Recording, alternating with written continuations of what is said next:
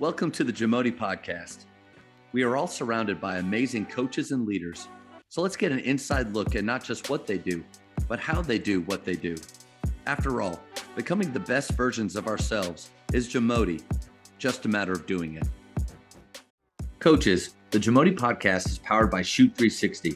The future of basketball has arrived in Dallas-Fort Worth. Shoot 360 combines the latest sports technology with the fundamentals of basketball skill development. The result is a one-of-a-kind video game-like basketball program designed to improve your shooting, dribbling, and passing.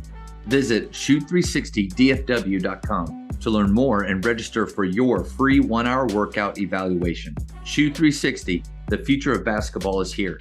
One of my best friends down here, his name's Matt Garnett. I was let him know that I was going to have this talk with you. He got super excited. He's like, man, he's like Ted Lasso. Like that's how he kind of described. I don't know if you've heard that before or anything, but with your background starting out, especially around a guy like Bobby Knight, which I don't know if I can. I got to when I played. He was at Texas Tech, so I was able to kind of see him on the sidelines a little bit and kind of have a small interaction. But and he might have been different behind the scenes. I don't know.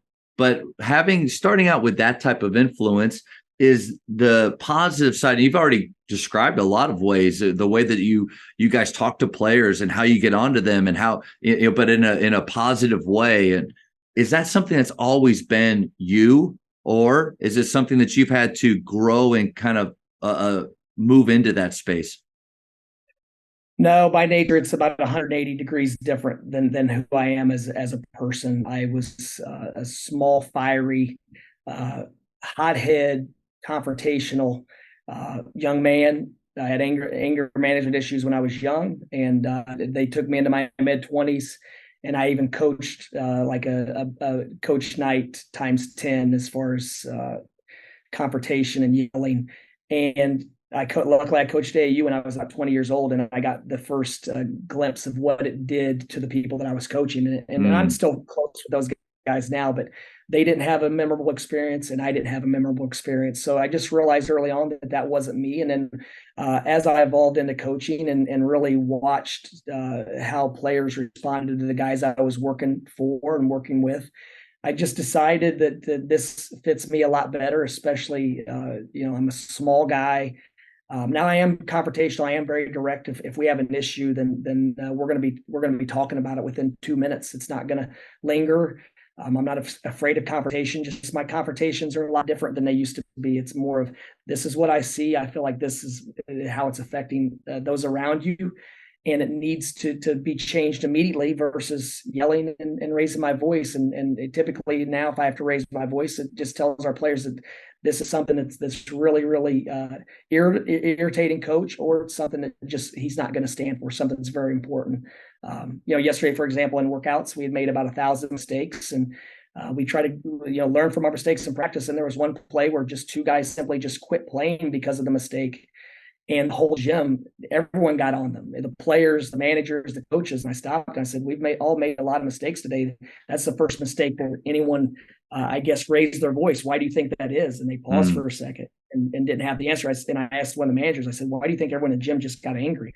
And they said, because they quit on the play. And I said, exactly. So that tells you the order of the highest order of business in our program. It's the effort, it's the being a great teammate, it's all of those things, much more than making or missing a shot or turn the ball over. We're going to learn through those things, but we don't ever we can't ever condone quitting on a play or quitting on your teammates. So I think by us raising our voices, very rarely it shows a high level of importance and urgency for whatever just happened.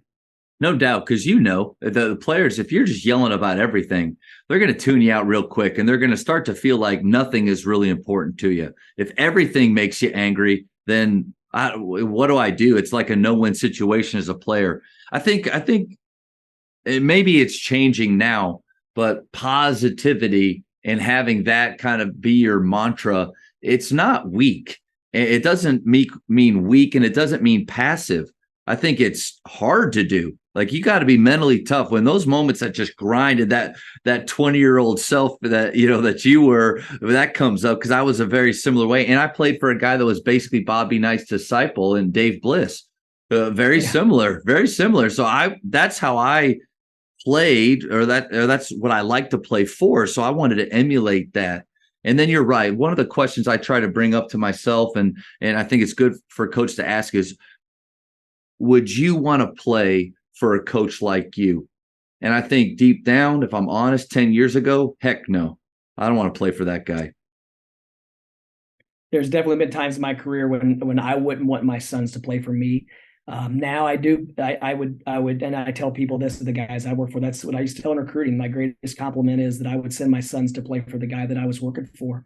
And hopefully, I know now, based on who I try to be, I would send my sons to play for me. And hopefully my assistants would say that to the players they're recruiting, that the best compliment you can give someone is you would hire them, or you'd send your sons to play for them, or something along those lines. So absolutely. And I'm with you. I don't think I would have earlier in my career, but I think I would have. But I'm with you. I enjoyed being coached like that. It made me tough and competitive, and it made us it made our group closest players. But I do think times have changed, and it's just such a different era and culture now. And I've spent a lot of time thinking about why it's different. And I do believe that the military back then, a lot of the men had some form of military in their background. And that's the way that the men in military communicated and intimidated and forced, because it's life or death. And what we're doing is not life or death. It's simply trying to be a little bit better than you were the last possession or the last practice or the last game. So it's just two different worlds, where when you're talking about something that's that intense versus something that requires great intensity, but it's not really life or death. That's right. Just because you and I enjoy playing, and we're probably lucky because of how we were raised. I came from a disciplined home. So when I went to a very disciplined and in that kind of way disciplined program, I was okay with it. But I'm sure you could think of a few teammates that you had that were talented and could have helped us win, but they couldn't handle that.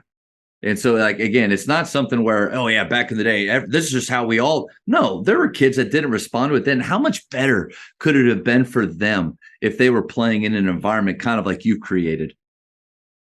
No question. To be honest, my mother raised me, and she worked all the time and went to night school. So I essentially was raised by the neighborhood kids and babysitters and whatnot. And so I didn't have that discipline, but I embraced it because I wanted to be like my coaches. So as soon as I got deep into basketball, my coaches were my role models. They were my heroes. So I embraced it because I wanted, whatever they said to me was gospel. There was never any, unless they called me selfish or they called me soft, then I took it really, really personal. Otherwise, because I tried being unselfish and being tough. So Yeah. anything else I embraced and really bought into what they're saying, because that's who I admired. But that's a great nugget there too. Like for us to make sure that we never underestimate the role that we play in our players' lives. We might not even realize it at the time, just how big of a part of forming and shaping them we really play. And to, man, not take that for granted, right? No question. 100%. Assistant coaches, support staffers, head coaches, we all have an impact. And when you're intentional about pouring into your players every single day, it's amazing how much they can grow over 1, 2, 3, 4, 5 years, which is when we're fortunate that we have guys with us for 5 years. Thank you for checking out today's episode. Please take a moment to subscribe to this podcast, share it with your fellow coaches, and find us on social media for what's coming up next on the JAMODI podcast. It's just a matter of doing it.